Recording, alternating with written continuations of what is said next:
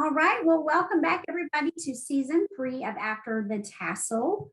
Today we have our special guest, Tanner Cooper, who is an alum of Westminster College. He graduated from Westminster in 2017, went on to engineering school at WashU in St. Louis to study for our 4-3 dual degree program. In 2020, he graduated from WashU with a bachelor and a master's degree in mechanical engineering. So we want to thank you for joining us today, Tanner. Thank you for taking the time out of your day. So we'll just go ahead and get started here and have you start out by telling us a little bit about yourself after the tassel. Yeah, thanks, Michelle. So as you mentioned, I went on to WashU. I graduated from Westminster in the spring of 2017 and then enrolled at WashU the fall of 2017 and was there for 3 years. For the first 2 years, primarily completing my bachelor's requirements, and then the last year filling out my master's requirements and then graduating with those at the same time. It's just kind of how they do that program. And I think about the spring of 2018, I got an internship at a small consulting firm here in St. Louis, Sitten Energy Solutions. And I got a job as an intern, pretty much doing a lot of data entry tasks and a lot of different, smaller things, assisting engineers. And I actually was able to stick in that role for the entirety of my time at WashU. They allowed me to work during the school year. So I worked during the school year and then during the summers. And they hired me upon graduation as a full-time employee, as an energy engineer. And that's the role that I'm currently in now. And so what we do is we go into primarily hospitals, but other facilities as well, and pretty much help them save energy on their HVAC systems, whether that's by turning off different systems or resetting the temperatures, resetting the pressures, tuning with their outside air. And we primarily use a lot of different analytic tools to do that. So we connect to the building and pull in a whole lot of data. And so the whole time that I've been involved at Sitten, I've sort of learned a lot of different things and how to do different aspects in that process. So currently I'm a project manager on a couple different projects, but then I still work on technical tasks on down from, developing our energy measures to implementing some of these data things and managing some of this stuff and working on some of our monitoring stuff in these buildings as well. And so I'm able to do this remotely, which is really nice. So I live in the city of St. Louis. I just moved into South St. Louis with my fiance, Hannah, who also went to Westminster.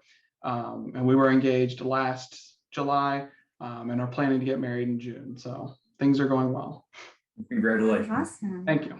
Congratulations. That's awesome.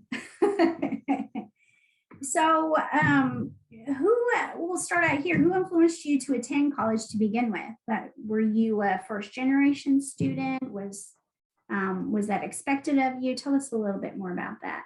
So yeah, I've come to learn how unique my situation is, and that it was, as you said, expected of me. And I was actually really surprised once I started meeting a lot of first gen college people. I didn't college degrees. I didn't know how prominent that was really until I graduated from Westminster. And so it's something I've recently learned, how privileged of an expectation that was for me, that college was just always, it just was what it was. I mean, I remember having college conversations in middle school, and just my whole life, it was the expectation. And I think what's cool about that is because pretty much my entire family has collegiate degrees. All of my grandparents, my parents, my cousin's an engineer, my great uncle is an engineer. My uncle, my aunt, my other cousins. I mean, there's college degrees everywhere. And so even to the point where my grandparents were professors at Mizzou in philosophy and library sciences, believe it or not. And so to me, it's always just been, it's always been an expectation, and not even an expectation. I think that's kind of an unfair word. It's always just been a part of my life path that college would be there. And what's even cooler to me is that my mom went to a liberal arts school and ended up in a post-grad somewhere else doing med school. And then my brother also went to a liberal arts school and ended up in post-grad doing law school. And that's exactly the track I took, but with engineering school. So to me, that's just really cool seeing that play out throughout my whole entire family. Yeah. Well, how did you end up at Westminster of all places? So I knew I wanted to go to a smaller college. I went to a big high school in Missouri, and I wanted to go to a smaller college that would sort of challenge me to be more involved and be more prevalent than at a big school where you can sort of blend in, which given the chance I would do. So I wanted to challenge myself. So I picked out a couple different small schools. And at the time I wanted to play baseball. I think I made it 2 practices at Westminster. But once I visited the campus, I narrowed it down to 2, and I really liked Westminster. So I went ahead and came to Westminster, and obviously don't regret it for a second. Nice. What's at Westminster apart from the other schools that you visited? For me, it was really proximity to home. I'm from Columbia, Missouri, so it's half an hour away. The other one was William Jewell in Kansas City, where actually my brother ended up going there. And so I really like the proximity to home. And, there wasn't much other of a differentiating factor at the time, but obviously it ended up being the right call for me. Nice. So while you were in college, you had all this influence from, anywhere from your siblings and your parents to your grandparents, but who was the most influential person in your life while you were in college? Yeah, so I think within the first breath of my answer here, I'll take a cop out and give multiple people. Because I tried to do, I just couldn't do one. It just didn't seem fair. So I mean, first of all, obviously, as I mentioned, my family, I literally couldn't have done a minute of it without any of them, and I couldn't do anything I do without any of them. And I think that's obvious, but still needs to be said.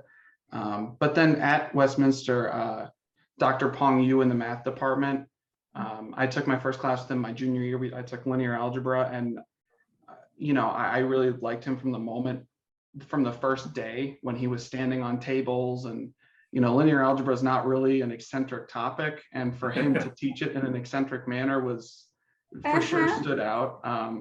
And sort of his dedication to teaching concepts and not worrying about numbers. In fact, he really hated if you used numbers in problems. He wanted you to use letters and show the process and show how things worked out. And in math, that translates to engineering too. I mean, in both, it's so important to worry about the process and not your individual answer to one problem that someday a computer can solve, no problem, but you need to know the process.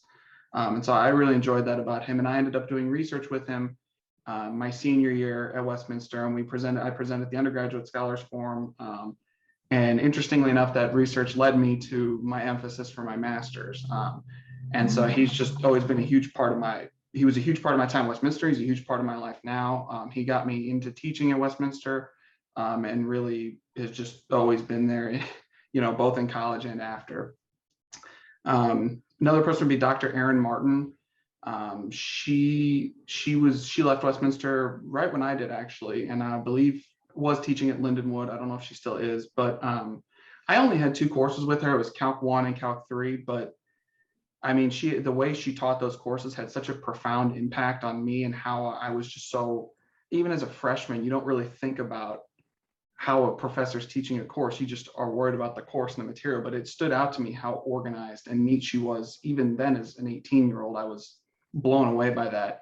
And it's something now as a professor I try and emulate, is to be that organized, to be that meticulous. And she's a huge role. She played a huge role in my getting into WashU and the scholarships I received.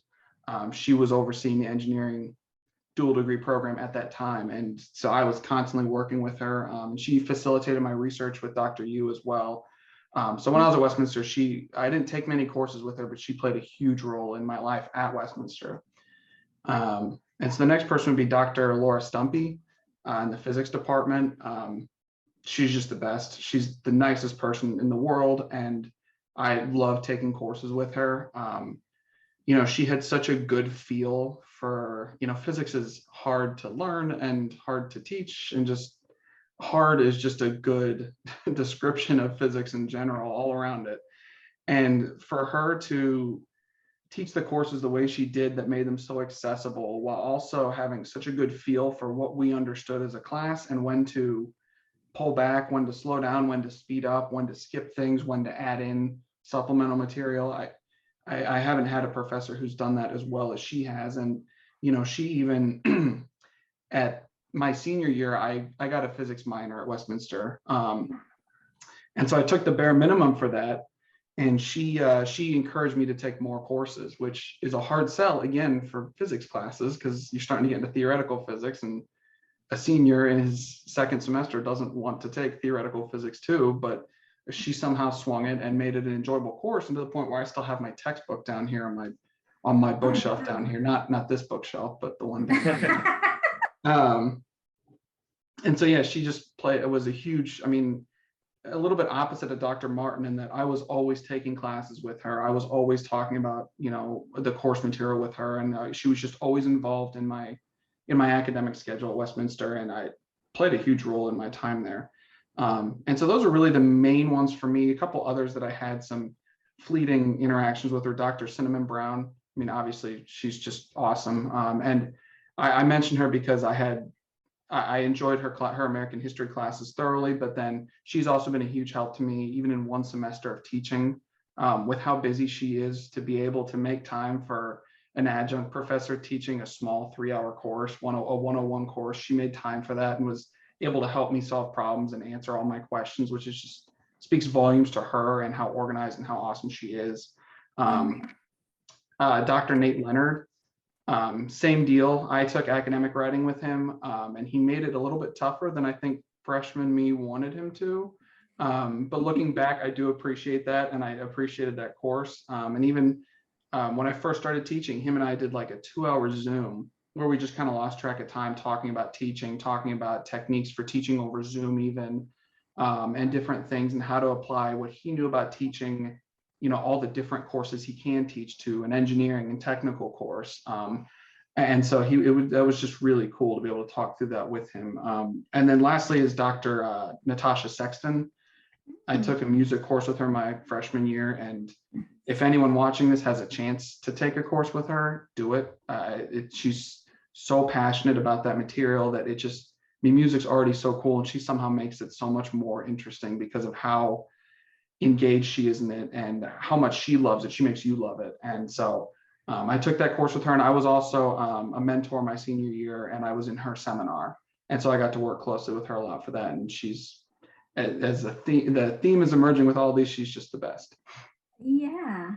Well, I mean, it sounds like your decision to come to Westminster, and you were wanting that small school feel, but you're obviously very heavily impacted by just the teaching style and the passion of all of your professors. And now, since you're an adjunct, you said that you've drawn some inspiration from them and you've emulated their teaching style. Do you see maybe full-time professorship in your future, or? I don't know. That's a big change.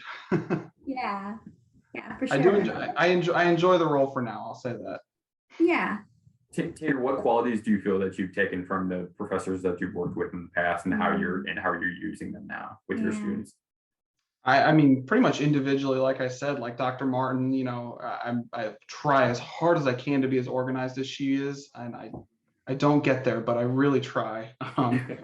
You know, Dr. Yu, I try and be as passionate about what I'm teaching as he is.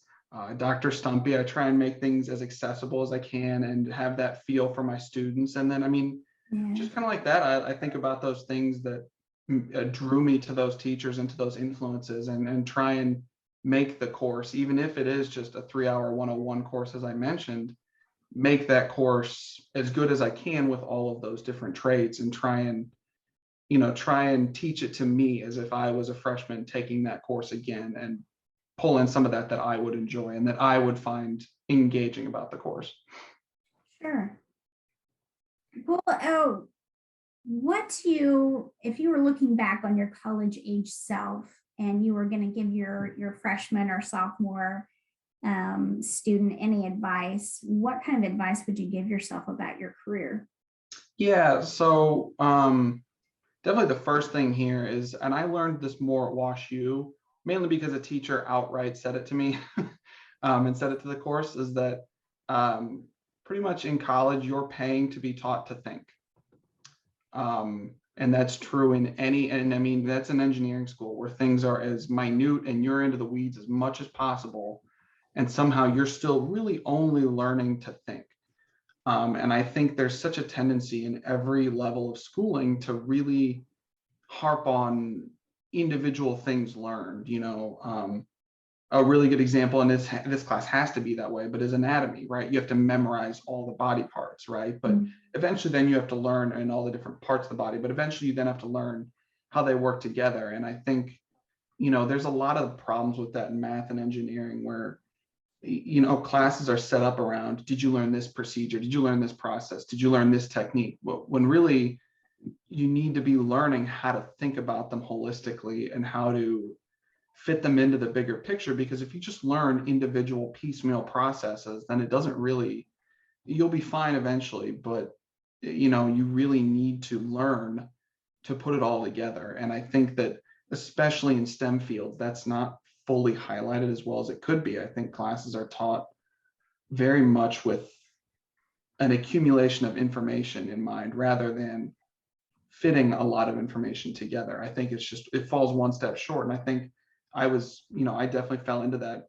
at Westminster and most of my time at WashU, just worrying about, do I know this? If I didn't know it, that would cause me stress, whereas once I got to WashU and I met some kids in the engineering program that had been to different schools and they knew how to do it. And I was always floored and I'd have to talk to them and they would just say, I wasn't taught this, but I learned because I knew this and I knew this, A and B together will give you this kind of thing. And so it took me a while to learn that, but it's a really important lesson that everyone learns at some point, that it's more about how to do something rather than what you're doing. And I think in a student, it can really lead to a student and early in a career can lead to a lot of unnecessary anxiety in worrying that you don't know what to do, because the odds are somewhere you know what to do. You just need to plot out the path to get there. It wasn't just because the individual waypoints weren't taught to you, doesn't mean you can't get to the end goal of whatever you're doing. So I think that's really important. And I think it's obvious. I think everyone knows that, but I think sometimes it gets lost in individual courses where you're so worried about some process or some technique or memorizing values that you're not worried about, how does this process fit in? How does this technique fit into the bigger picture?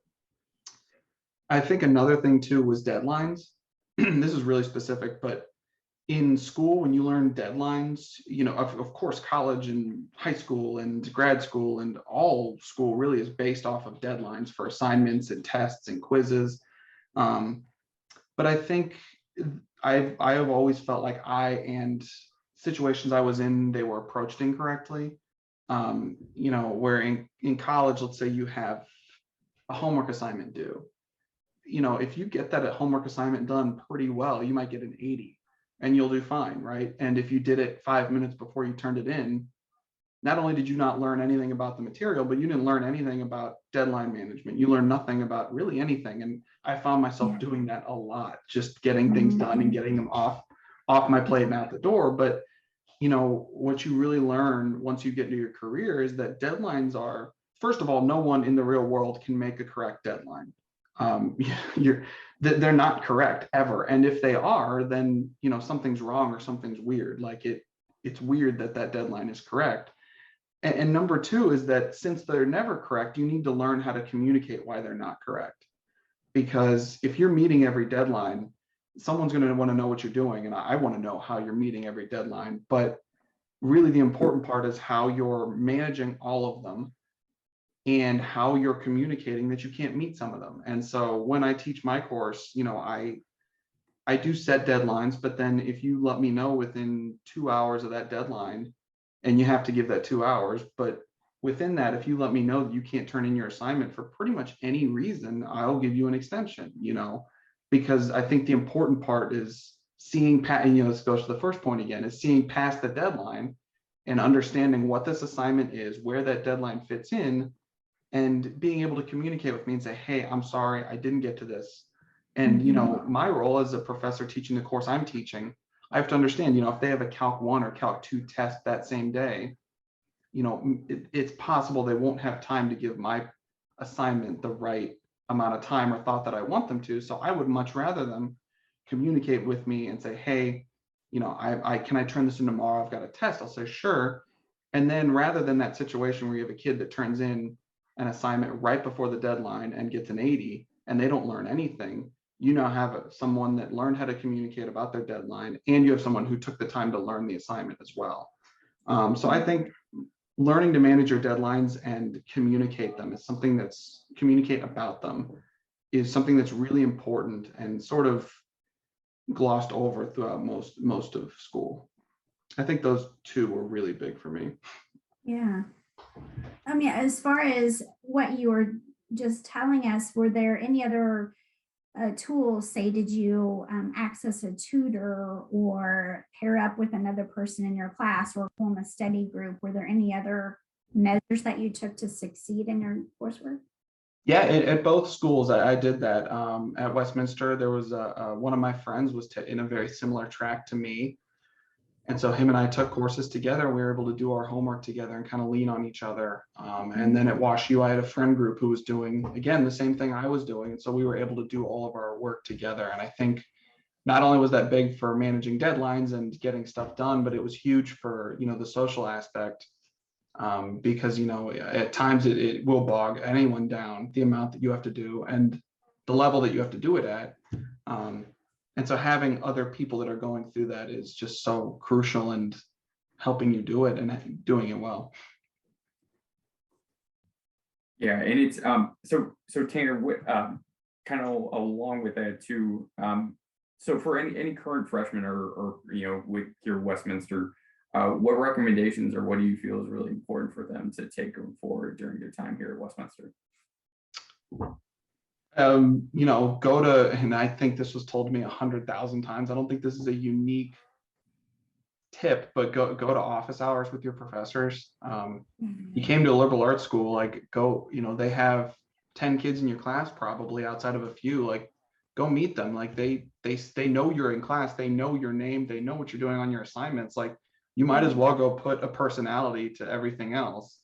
And you might as well go meet them, because as I rattle off 6 or 7 names, you know, that's from going and meeting my professors and talking to them. And like I said, that is said a lot, and it should be, but I think it's really important is going to meet your professors, you know, in your own brain, turning them into real people and understand what interests them and, you know, who they are as people. Because I mean, you never know how much that can help you, and it can really enhance your experience. Yeah, that's a great piece of advice. You know, office hours, and of course, just going to class really helps. It does. Making sure you're actually warming the seat. Yeah, you've given us and our listeners some really great advice here. As far as your activities in college, you know, going to class, and did you ever have an internship or a work study job or work outside of coursework? I did, yeah. I coached baseball my sophomore through senior year in Columbia, so I coached high school baseball. So it's a little unique, but yeah, I had an in at a high school. They asked me to coach, and so I every other day I'd drive to practice or games and coach the younger kids. Okay, well, tell us how you got your internship at Sit Energy Solutions, where you're at now. Obviously, it's been, you know, a success for you. You've been there for several years, but how did you get your initial internship there? I wish it were really interesting, but actually to get the internship, WashU has a career portal. I set up a couple automated searches. They popped up, I applied, they liked me, and you know, it was really very, very simple. But you know, behind that there was a little bit more work. You know, I went to career fairs.